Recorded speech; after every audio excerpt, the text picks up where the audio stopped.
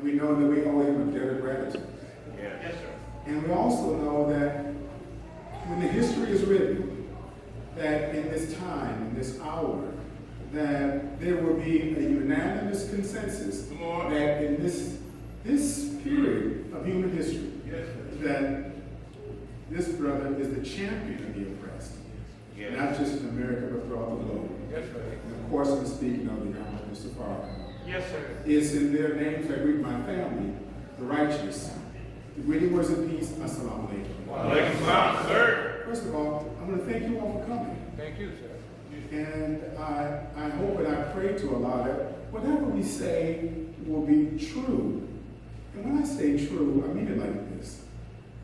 There is a tremendous pressure to try your best to be faithful to the words and the spirit that you were given. Right, sir. You don't want to go and make up stuff. Right. But you want to be true to what he said. True in word and true in spirit. Yes, sir. Right. And so sometimes people will ask me, they will say, well, brother, what did the minister say? And I will share some things. And I say, I don't remember this, I don't remember that. And they think I'm just being difficult. And then, so Brother Hilario, he was there, and we're kind of going over what the minister said, and he could bear witness. He's a little more understanding now that when you're there, there's so much going on in your mind. Yes, yes. You're trying to pay attention. Yes. At the same time, you're trying to also find meaning in this, what he's saying. Yes, sir. So it kind of takes you pause a little bit. And then there is the reality. So in this particular case, the minister called the laborers. And we were there for 3 hours. So there's no way that I can give to you what was given in 3 hours. That's impossible. And more than that, there were also other things that he said that at the dinner table here, I say here at his place, or at the repast, there were things he said at the airport. So on July 16th, Sister Monette, she texted me. And she said that it's an emergency and to give her a call. This was at 6:30 in the morning. So I called her immediately. And she told me that Brother Jabril had transitioned, that he was gone. And this was stunning. I don't know, I didn't know anything about his, I knew he had health challenges, but I didn't know what degree to what extent. I didn't know details of what he was dealing with. So Brother Jabril, when I came in the nation in 1982, he was profoundly instrumental for me in my Islamic outlook. Profoundly. Yes, yes. So in 1982, when I came in, we didn't have study guides written by the Honorable Mr. Farrakhan. Right. We had his study guides. Yes, sir. And I ate from them. Yes, sir. I fed from them. Yes. And his outlook was profound for me. Profound. So it was, of course, very stunning when she said this. And it was an additional trial for our nation. Yes. So, because we've lost some giants, Yes. luminaries, Yes. Mother Tynetta, Yes. Brother Hafiz in New York City, Yes. Sister Ava, Yes. and now here is Brother Jabril. Yes. And there are many believers, when I would talk to any one of those losses, some believers were shaken violently. And some are still struggling to find meaning as to why Allah would permit this. Yes, sir. Why Allah would allow this. I can't say I know all the reasons, but what I can say is that the Quran says it like this. that he would certainly try us Oh, yeah. with something of hunger and fear Yes, sir. and loss of property Yes, sir. and lives Yes, sir. and fruits. Yes, sir. Would give good news to the believers. Yes, sir. Who, when a misfortune befalls them, their response, surely we are lives. And to him we shall return. Yes, so sir. irrespective of whatever the difficulty is, whatever the trial is, whatever the challenge is, Yes, sir. the believer always knows we are lives. That's right. So I can't tell you I know all the details. I can't tell you I know all the insight because I would be a liar. I don't know. Right. I'm like you. I'm on the same path, trying to find understanding. What I do know, Allah is Allah. Yes. He is the King, always has been, and always will be. People come and people go, but Allah is the only reality. Come on. So when after Sister Monette calls and we talk, and that day would start a whirlwind of motion that, to be honest, really hasn't ended yet. No, sir. It continues. Yes. So whenever you have the minister in the city, that's a challenge. It's an honor. It's a privilege. Yes, sir. But it also presents challenges. Yes, sir. It presents difficulty. So the minister came, it was a Sunday with our brother's transition. The minister came on a Monday. And was it Monday? I think it was Monday. And then on Thursday, he spoke to the believers. And his message to the believers was historic. It was, so much so that on the plane, as he was waiting to board the plane, he said that he wanted to transcribe that message. Yes. And allow the believers to be able to have access to it. He didn't mention about having the actual recording, so I can't speak on that. What I can speak on is what he said about what he gave that day. And on that day, he was engaged in healing and redemption on so many different levels. Absolutely. There were so many wounds in this city. Yes. There are so many different challenges in this city, and guided masterfully by our Savior. And it's Christ how to navigate this. So, dear family, we're a nation. And other nations, they put on the global marketplace, some put cocoa, some put diamonds, some put lumber, some put other commodities. But we're a nation too. And we have a very precious commodity that we can put on the global marketplace. And that's divine guidance. Yes, sir. Right. It's a wonderful thing to have a leader that you can be confident with. Yeah. Yes. It's a wonderful thing to have a leader whose guidance you can rely on. Yes, sir. And to have that with our minister, now with Mr. Farrakhan, is priceless to me. It's invaluable. So when the minister spoke to the believers here, he said some things. He said to those, because he told me he wanted to see active and inactive, those who are in good standings and those who aren't, and those who were touched by Brother Jabril. So that could be those, it doesn't have necessarily, so that category now are people who aren't necessarily registered in the nation. He said he wanted to talk to them. And when he spoke, he said this. He said, because there were some who hadn't been active in a long time. I've only been in Phoenix for 10 years. But there are believers who told me they hadn't seen some believers in a long, long time. Long time.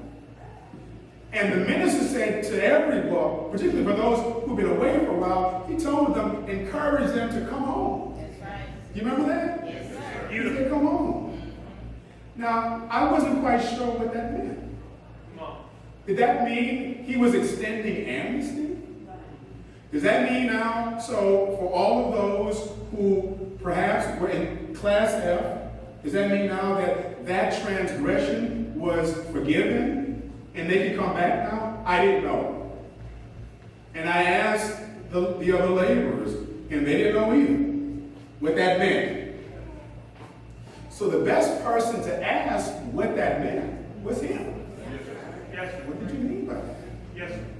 And if it was an amnesty, I had some other questions. Well, if it was an amnesty, was it an amnesty for all of those who were present? I mean, was it an amnesty even for those who weren't here, or only for those who were present? How long was it? I mean, how long did the person have to wait? No. How long did the person have before they could take advantage of the amnesty? So was it 2 weeks, a week, a month? If they didn't take advantage that day? I mean, I didn't know. A lot of questions. So I was talking to the laborers, and I said, well, what I'll do is I'll send a letter to the minister and ask him what he meant by that. Then so the laborers knew what we talked about and what I put in.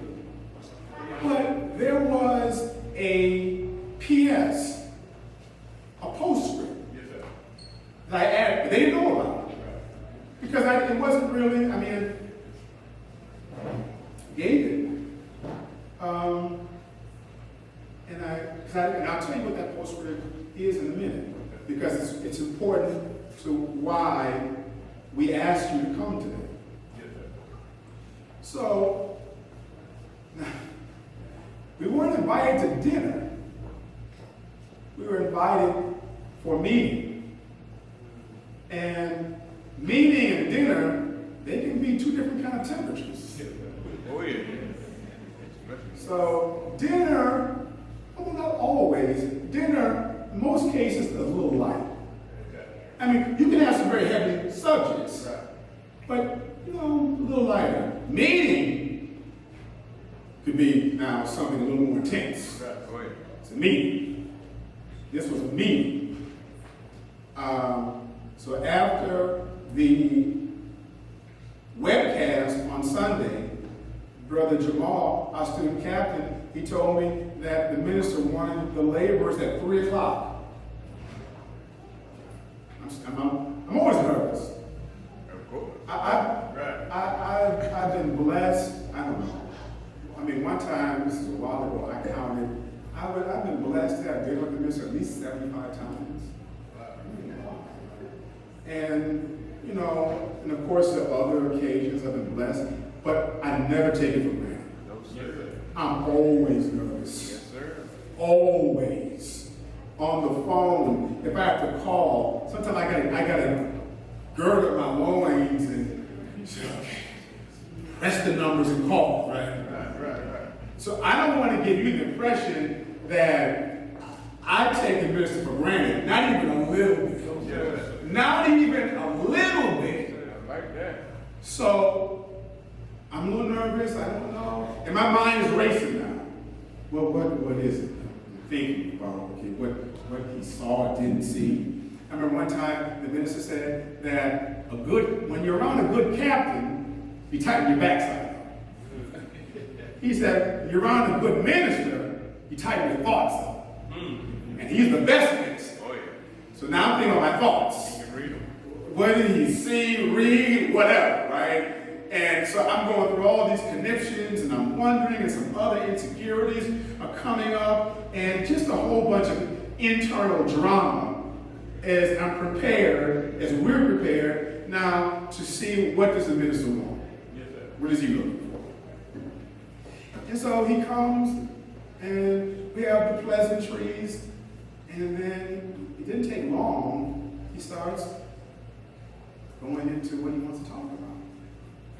And as he's talking, he's going over much of what he went over on Thursday.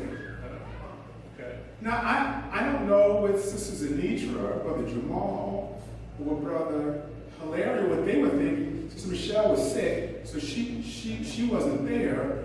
But I'm saying to myself, I know the minister knows he told us this. I'm saying to myself, why is he? I'm confused is the right word. I don't know why he's doing this. Yes, sir. I know he knows he told us this. there's some things he went over in some detail I hadn't heard before, some things. And some things I think I heard, but I forgot. And some things were completely new to me. Okay. So one thing that I think I heard before, when he had some conversation about Brother Malcolm. And he said that the Honorable Elijah Muhammad knew, well, first before he said that the Honorable Elijah, when he met you, he would have one eye on you and another eye on where you fit in the scriptures. And so he said, the minister said, that he knew that Brother Malcolm would only last 10 years. He knew that. Have you heard that, Sister Aisha? I think I heard that. So that's one of those that I think I heard, but I wasn't quite sure. He said Malcolm would last 10 years. The messenger knew this. And then another one this is the one I did not know. So he was, the book that he read in the hotel, the one that Brother Jabril gave him to wake him up. Yes, sir. Now, I always kind of wondered what that book was. I thought maybe it was, is it possible that the Honorable Elijah Muhammad is still physically alive? And then but then there'll be other times I said, I don't think that was the book. I don't know why. I can't tell you at this moment why, but I didn't think that was the case. And I found out, and we found out, that wasn't the case. Right. That wasn't the book. The book that the minister was given by Brother Jabril to read was a book that was called Jesus Then and Now. But it wasn't published. It's not published. And what I didn't know, I learned this too, the very thing in that book that woke the minister up was the very reason why that book wasn't published. Same reason. What woke him up was he found out where the imam's role in the fall of the nation. Do you remember? Have some of you been around, especially in the early days, remember when the minister would talk about Antiochus Epiphanes? Yes. Remember him, right? And so, you remember this, right? And so, Brother Jabril had put this in the book, and so, when the minister read that, he immediately saw this was the imam. And that was the thing that woke him up. But the reason why it wasn't published, because the minister said if the believers had read that, some of them would want to kill the imam. They want to take his life. And so, the minister would not be published. The imam is gone. I don't know if it ever will be published. I don't know. But that book wasn't the book that opened his eyes to the Honorable Elijah Muhammad being physically alive. Right. That wasn't the book. All that book was got him up, and as you've heard him say, many of us have heard him say, it was that moment he recognized he had turned hypocrite. Yes, sir. On his teacher and on his God. And what was amazing, I heard this, but I hadn't heard it in a long time. He said that day, he was the first time in 3 years he prayed to our Savior. That day. Yes. And what I found fascinating was that day he went out teaching. Yes, sir. That day, Sister Zanisha, where did he go? Do you remember where he went? Where he said he went teaching? Do you remember where? Yes. Was it Brock Peters? Yes. So he went over, we think it's Brock Peters. So that same day, he's teaching them. So he didn't have to go kind of think about it for a little while, right? Try to, kind of wonder, is this the right thing to do? Yes, Immediately. Again, I think I heard that, but I don't remember. It sounded familiar to me. Another thing that I remember, but it's so long, some of these were in the early days. So he said this recently, that Brother Jabril knew the exact day when the Honorable Elijah would depart from us. Yes, sir. The exact day. Yes, sir. Yes, sir. Well, the minister was sharing an exchange with Brother Jabril, the Honorable Elijah, and the minister was there. And the minister, there was something to do. Oh, yes. This was about his age, right? And the date of his birth. And the Brother Jabril said that that's very important to him, that date, right? And so then he mentioned about Daniel. Right. In the book of Daniel, there is that the minister didn't say this, but I knew this, about that time when the abomination that, the abomination that, oh gosh, I knew this. That causes desolation. Desolations. Yes, sir. Thank you, brother, right? Yes, sir. And that's a picture of Imam. And so, but that was, then the Honorable Elijah told him to get his Bible and look at Daniel. And in that same place, there are all these markings in the Bible about that place in Daniel. And letting Brother Jabril know he was on to something. He knew something. Okay.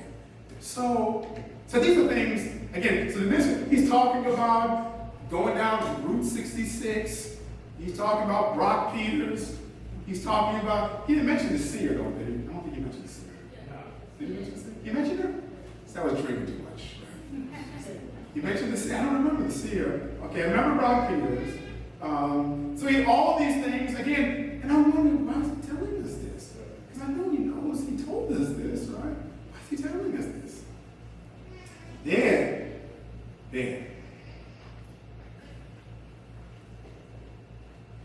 he goes into the reason why he called us. And it's the same reason why we're calling you now. To let you know. So, on that PS, that postscript that I wrote, I said to him, again, the laborers don't know this, and I'll explain this. So I said that I was a little alarmed. I didn't say a little, I was alarmed. And I said there are people who are saying that Brother Jabril is alive. And I was saying that, so how do I correct this? How do I, in such a way that heals? Not adds further wounds, but to heal. Yes, sir. And I will tell you, ministers, I didn't know what to expect. And the guidance he would give.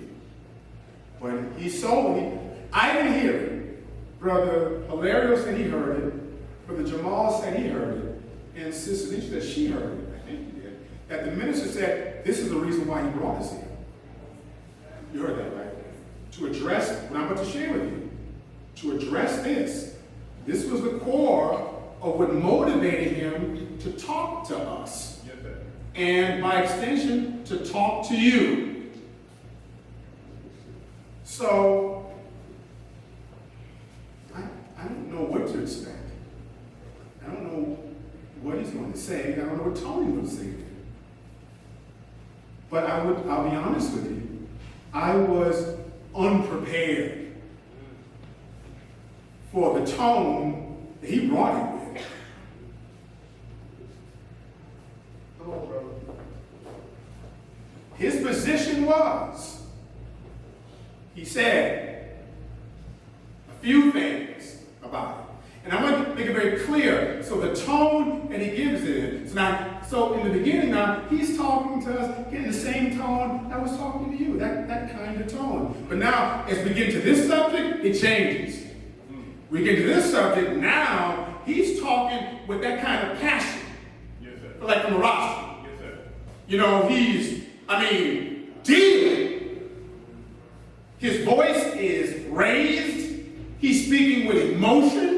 And he made it clear, if you felt that after this subject, that there was any kind of ambiguity on your mind, any kind of uncertainty in your mind, then you have to be something wrong with you, because there's no way you can leave that discussion, that moment, and not recognize where he was coming from. He made it plain, his position on this.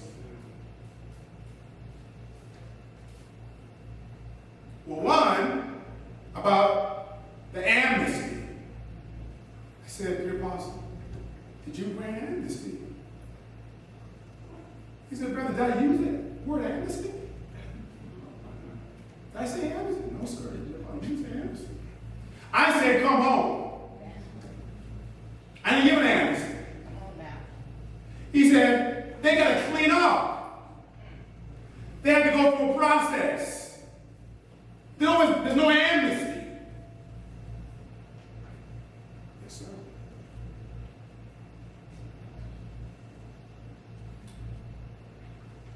Then he said about I don't remember the exact sequence of events. I'm sharing with you the elements of what he said.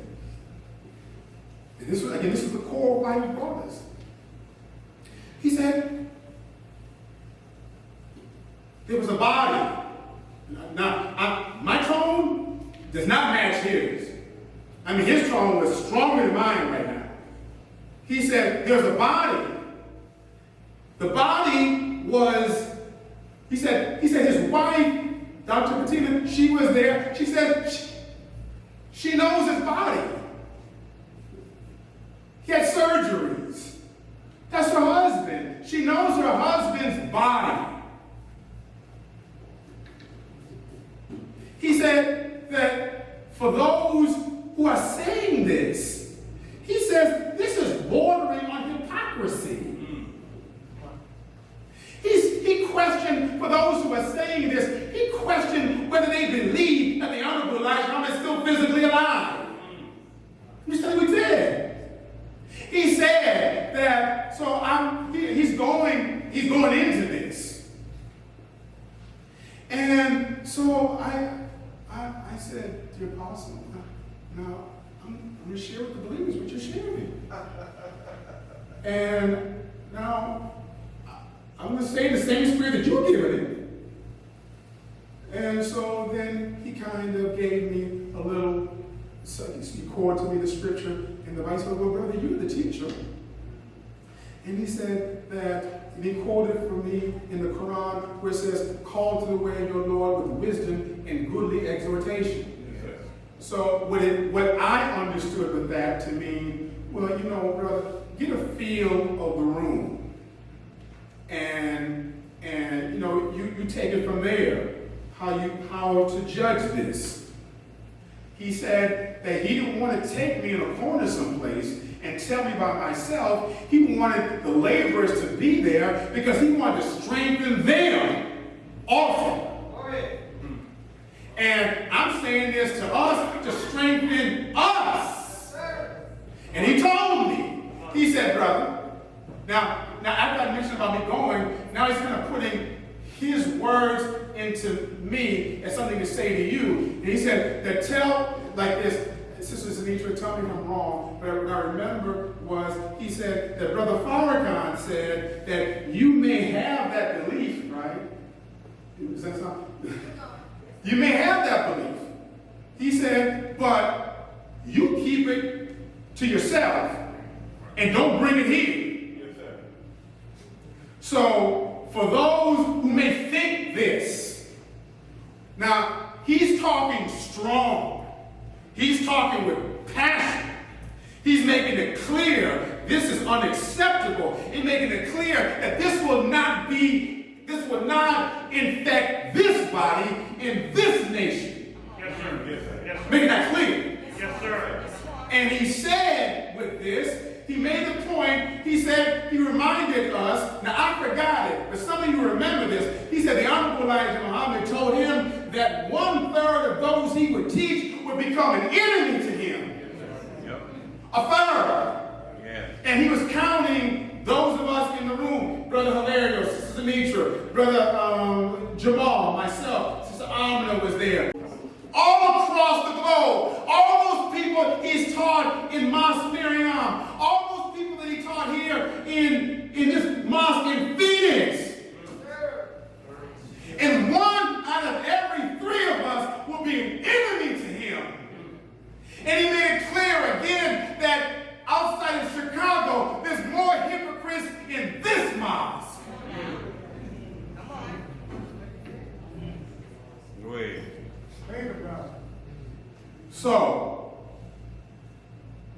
what became clear to me is, he didn't say this is what I leave understanding now, that he saw in that thought something that was so potentially dangerous to our nation. And he wanted to make it clear that this is not acceptable. Yes, sir. Yes, sir. Yes, sir. Yes, sir. So, and he told me, I forgot why, maybe Sister Nitra remembers, maybe Brother Alert remembers, I don't know. He said, brother, they're going to come after you. And, you know, I heard him say it, but I didn't really think about it. But then, afterwards, Brother Jamal, he took it very serious. Right, yes, sir. I mean, he saw it different. He heard it different than I heard it. And one thing I have to remember, Phoenix, they don't play in Phoenix. They'll try to kill you in Phoenix. Here, I mean, Phoenix, I'm from back east. And, you know, of course, I knew the minister. I was like in the home in Phoenix. I mean, I knew all that. But I love the believers in Phoenix. I really do. I'm where it's bound to our Savior. I love the believers in Phoenix. But I also know there's another side to us. Another element in us. Among us. And he made it, I forgot his exact words, maybe Brother Alert, Sister Zanisha can remind me, but he made the same statement about those who I'll say what it is. There are some people who have an intense dislike for the minister.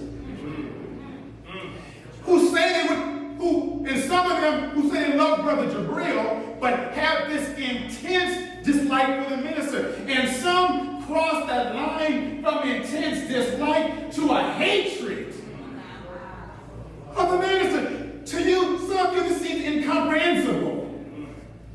That there be those who say they love Brother Jabril, but hate the minister and want his death. That's inconceivable. But it's a reality.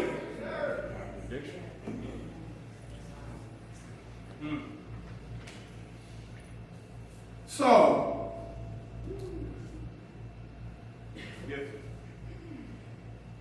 whenever there's a transition, anything in transition, there's always danger in that transition. Yes, sir.